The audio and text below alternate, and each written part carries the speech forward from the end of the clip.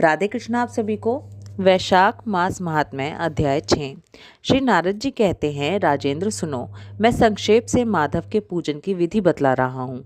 महाराज, जिनका कहीं अंत नहीं है, जो अनंत और अपार हैं, उन भगवान अनंत की पूजा विधि का अंत नहीं है। श्री विष्णु का पूजन 3 प्रकार का होता है, वैदिक, तांत्रिक तथा मिश्र। तीनों के ही बताए हुए विधान से श्री हरि का पूजन करना चाहिए। वैदिक और मिश्र पूजन की विधि ब्राह्मण आदि 3 वर्णों के लिए ही बताई गई है, किंतु तांत्रिक पूजन विष्णु भक्त शूद्र के लिए ही विहित है। साधक पुरुष को उचित है कि शास्त्रोक्त विधि का ज्ञान प्राप्त करके एकाग्रचित हो ब्रह्मचर्य पालन करते हुए श्री विष्णु का विधिवत पूजन करे। भगवान की प्रतिमा 8 प्रकार की मानी गई है।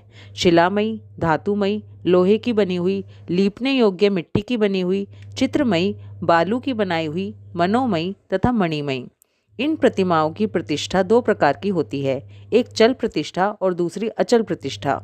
भक्त पुरुष को चाहिए कि वह जो कुछ भी सामग्री प्राप्त हो उसी से भक्ति भाव के साथ पूजन करे।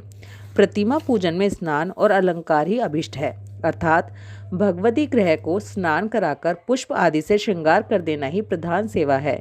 श्री कृष्ण में भक्ति रखने वाला मनुष्य यदि केवल जल भी भगवान को अर्पण करे तो वह उनकी दृष्टि में श्रेष्ठ है। फिर गंध, धूप, पुष्प, दीप और अन्न आदि का नैवेद्य अर्पण करने पर तो कहना ही क्या है। पवित्रता पूर्वक पूजन की सारी सामग्री एकत्रित करके पूर्वाग्र कुशों का आसन बिछाकर उस पर बैठें। पूजन करने वाले का मुख उत्तर दिशा की ओर या प्रतिमा के सामने हो। फिर पाद्य, अर्घ्य, स्नान तथा अर्हण आदि उपचारों की व्यवस्था करें। उसके बाद कर्णिका और केसर से सुशोभित अष्टदल कमल बनाएं और उसके ऊपर श्री हरि के लिए आसन रखें। इसके बाद चंदन, उशीर, कपूर, केसर तथा अर्घजा से सुवासित जल के द्वारा मंत्र पाठ पूर्वक श्री हरि को स्नान कराए। वैभव हो तो प्रतिदिन इस तरह की व्यवस्था करनी चाहिए। स्वर्ण धर्म नामक अनुवाक, महापुरुष विद्या, सहस्त्र शीर्षा आदि पुरुष सूक्त तथा साम वेदोक्त निराजना आदि मंत्रों द्वारा श्री हरि को स्नान कराए। इसके बाद विष्णु भक्त पुरुष वस्त्र, यज्ञोपवीत, आभूषण, हार, गंध तथा अनुलेपन के द्वारा प्रेम पूर्वक भगवान का यथा योग्य श्रृंगार करें। पुजारी को उचित है कि वह श्रद्धा पूर्वक पाद्य, आचमनीय, गंध, पुष्प, अक्षत तथा धूप आदि उपहार करे। उसके बाद गुड़, खीर, पूड़ी, मालपुआ, लड्डू, दूध और दही आदि नाना प्रकार के नैवेद्य निवेदन करे। पर्व के अवसरों पर अंगराग लगाना, दर्पण दिखाना, दंत धावन कराना, अभिषेक कराना, अन्न आदि के बने हुए पदार्थ भोग लगाना, कीर्तन करते हुए नृत्य करना और गीत गाना आदि सेवाएं भी करनी चाहिए। संभव हो तो प्रतिदिन ऐसी व्यवस्था करनी चाहिए। पूजन के पश्चात इस प्रकार ध्यान करें। भगवान श्री विष्णु का श्री विग्रह श्याम वर्ण एवं तपाए हुए जाम्बू नद नामक सुवर्ण के समान तेजस्वी है। भगवान के शंख, चक्र, गदा और पद्म से सुशोभित 4 भुजाएं हैं। उनकी आकृति शांत है। उनका वस्त्र कमल केसर के समान पीले रंग का है। वे मस्तक पर किरीट, दोनों हाथों में कड़े, गले में यज्ञोपवीत तथा उंगलियों में अंगूठी धारण किए हुए हैं। उनके वक्ष स्थल में श्रीवत्स का चिन्ह है। कौस्तुभ मणि उनकी शोभा बढ़ाता है तथा वे वनमाला धारण किए हुए हैं। इस प्रकार ध्यान करते हुए पूजन समाप्त करके घी में डुबोई हुई समिधाओं तथा हविष्य द्वारा अग्नि में हवन करें। आज्य भाग तथा आघार नामक आहुतियां देने के पश्चात घृत पूर्ण हविष्य का होम करें। इसके बाद पुनः भगवान का पूजन करके उन्हें प्रणाम करें और पार्षदों को नैवेद्य अर्पण करें।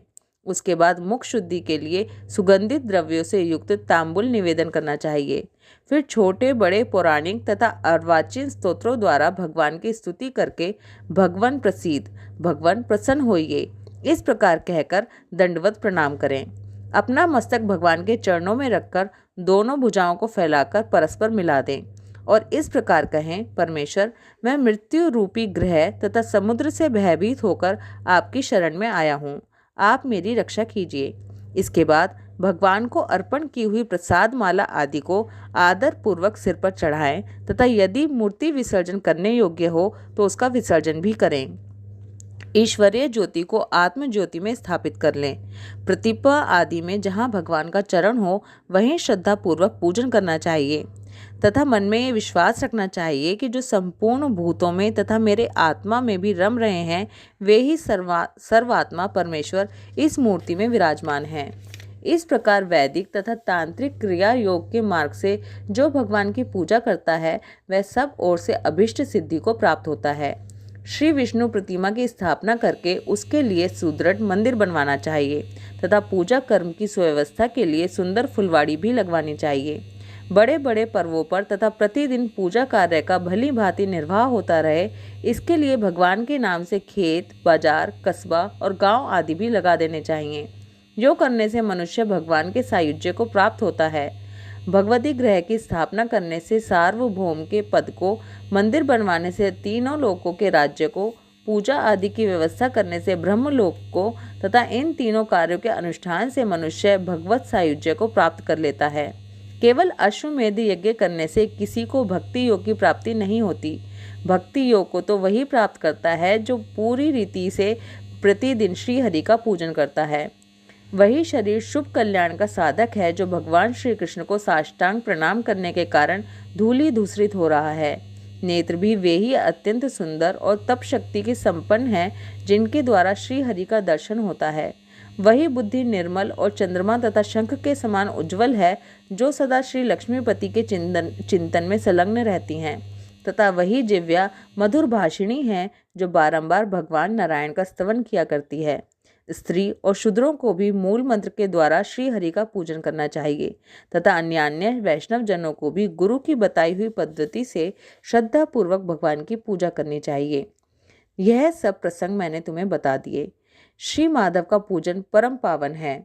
सूत जी कहते हैं, ऋषिगण इस प्रकार पत्नी सहित मंत्रवेत्ता महाराज अम्बरीश को उपदेश देकर उनसे पूजित होकर विदा लेकर देव ऋषि नारद जी वैशाख मास में गंगा स्नान करने के लिए चले गए।